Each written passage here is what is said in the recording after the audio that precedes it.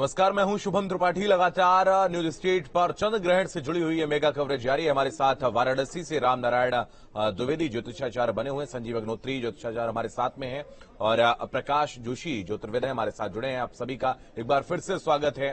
प्रकाश जी, मैं आपके पास आऊंगा, चूंकि धार्मिक आधार पर, वैज्ञानिक आधार पर लगातार चंद्र ग्रहण से जुड़ी हुई चर्चा हम कर चुके हैं, लेकिन राशियों पर क्या प्रभाव डालेगा? कुछ नाम जो कि अभी आप जिक्र कर रहे थे, जो राजनेता हैं, उनकी कुंडलियों पर क्या ये चंद्र ग्रहण असर डालेगा, मैं चाहूंगा आप बताएं।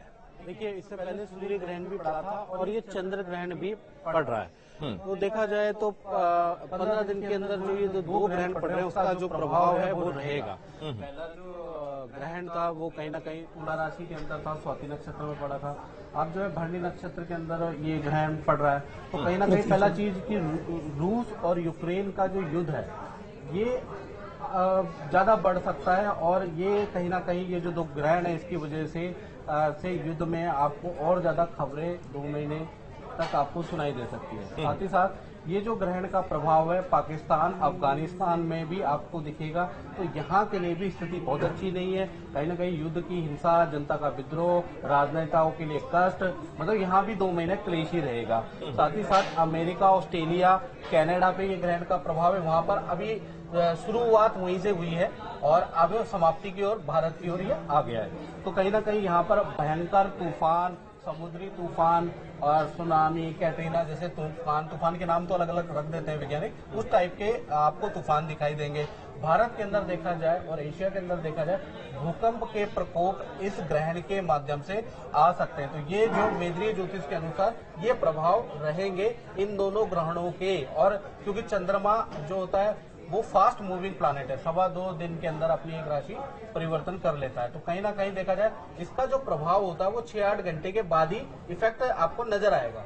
मतलब ये घंटों में की प्रतीक्षा करनी है, महीनों की प्रतीक्षा नहीं करनी है। नहीं, बिल्कुल। कुछ राजनेताओं का आप जिक्र कर रहे थे, आप चुनाव का जिक्र कर रहे थे, मैं चाहूंगा अगर आप बता सकें। देखिए, अगर देखा जाए तो सबसे पहला चीज अभी जो चुनाव आने वाले हैं, गुजरात का विधानसभा, गुजरात का चुनाव और हिमाचल का चुनाव, तो उनकी कुंडली के अनुसार, बीजेपी की और कांग्रेस की कुंडली के अनुसार देखा जाए तो ये जो दोनों ग्रहण पड़े हैं इसके अनुसार इनकी कैलकुलेशन करने के बाद ये आया है कि मेहनत तो बीजेपी अपना तन मन झोंक देगी इन चुनावों के अंदर। साथ ही साथ इसमें रिकॉर्ड तोड़ जीत भी हासिल करेगी बीजेपी गुजरात के अंदर भी और कहीं ना कहीं हिमाचल प्रदेश के अंदर भी, यानी कि यहाँ पर फायदा हो रहा है। प्लस नरेंद्र मोदी जी की कुंडली देखी जाए तो वृश्चिक लगन की इनकी कुंडली है, लगनगत मंगल बैठे हैं, तो इनके छठे भाव के अंदर ये ग्रहण पड़ रहा है। वैसे आमतौर से जब हम कुंडली देखते हैं तो छठा भाव खराब ही माना जाता है, लेकिन मेदनीय ज्योतिष में छठा भाव में ग्रहण पड़ना अच्छा भी उसका प्रभाव होता है। तो कहीं ना कहीं मोदी जी के प्रयास से, मोदी जी की जो स्ट्रेटर्जी है जो वो बनाएंगे, उससे गुजरात में और हिमाचल में बहुत ही लाभ होने वाला है। और मोदी जी कई ज्यादा स्कीमें अभी आने वाले 1-1.5 महीने 2 महीने के अंदर लॉन्च करने वाले हैं, उससे भी बहुत फायदा होगा।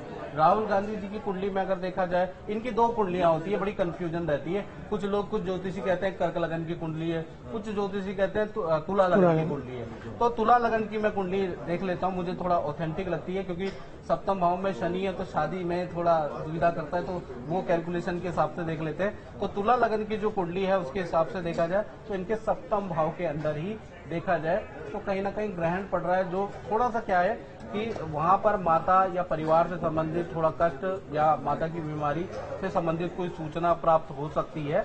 और पहला चीज ये, दूसरा चीज पार्टी से बहुत ज्यादा खुद से परेशान नहीं रहेंगे, पार्टी के मेंबरों से, एमपी से, सांसदों से परेशान रहेंगे, उनके बयानबाजी से परेशान रहेंगे। 2 महीने जो आपने छवियां बनाई हैं वो छवियां आपके ही सदस्य धूमिल करने वाले हैं। बिल्कुल। तो ये बात हुई है राजनेताओं के बारे में, उनकी राशि के बारे में। राम नरेश द्विवेदी जी हमारे साथ वाराणसी से जुड़े हुए हैं। मैं आपके पास आऊंगा, जैसा कि आप राशियों के बारे में आपने भी राम नरेश जी बता रहे थे। अगर हम देखें तो मेष राशि सबसे ज्यादा प्रभावी मानी जा रही है इस वक्त। अगर हम अंत की राशियों की बात करें, कुंभ की बात करें, मीन की बात करें, तो इन पर क्या फर्क डालेगा? देखिए, मीन राशि के जातकों पर बहुत ज्यादा इसका प्रभाव पड़ने वाला नहीं है, सामान्य थोड़ा बहुत है। इसलिए मीन राशि के जातकों को स्नान दान करके अपने ये जो दूषित जो प्रभाव है चंद्र ग्रहण का, उससे बचा जा सकता है। विशेष करके जिस राशि में ये ग्रहण लग रहे हैं उसके आसपास की जो राशियां होती हैं उन राशियों पे इसका काफी प्रभाव पड़ता है। तो उसमें मेष के बाद जो है वृश्चिक है, कुंभ है, लग्न है, कुंभ है, तुला राशि है, कुछ आंशिक धनु राशि पर भी जा रहा है। इन राशियों के जातकों को थोड़ा सा सावधानी के साथ सफेद वस्तुओं का दान करके इन चीजों से उन जो ग्रहजन्य जो दोष है, जो ग्रहणजन्य जो दोष है, जो चंद्रमा का दुष्प्रभाव पड़ने वाला है, क्योंकि चंद्रमा मन का कारक ग्रह है, ये हमारे शास्त्रों में स्पष्टतया उल्लेख है। तो इसमें बहुत बड़ी कोई ऐसी हानि तो नहीं होगी, पर मन में अगर किसी प्रकार की विकृति, मन जो है संशयात्मक यदि हो जाए तो आप समझ लीजिए कि मन से चंचल जो है कोई इंद्रिय है नहीं। तो मन के चंचल होने से बुद्धि चंचल होती है और चित्त में नाना प्रकार के दुष्प्रभाव आने लगते हैं, जिससे जो है वाणी के द्वारा किसी से झगड़ा हो सकता है, झंझट हो सकता है, ऊट पटांग की बयानबाजियां, जो राजनीतिक लोग हैं वो बोलना कुछ चाहते हैं और निकलना कुछ लगेगा, मन से जो है मुख से वाणी जो है बयानबाजी ऊट पटांग होने लगेगी, जिससे उनके जीवन को कहीं न कहीं से प्रभावित करने लगेगी। और रही जो राष्ट्रीय और अंतर्राष्ट्रीय स्तर पर अगर इन ग्रहणों को देखा जाए तो ये वस्तुतः अमेरिका और ऑस्ट्रेलिया, इन राष्ट्रों से इसकी आरंभ की स्थिति बन रही है। इससे तमाम तरह के उथल पुथल तो निश्चित दिखाई देंगे। रूस, ऑस्ट्रेलिया, अमेरिका, पाकिस्तान, इन राष्ट्रों में काफी तरह की उथल पुथल की स्थिति बनेगी।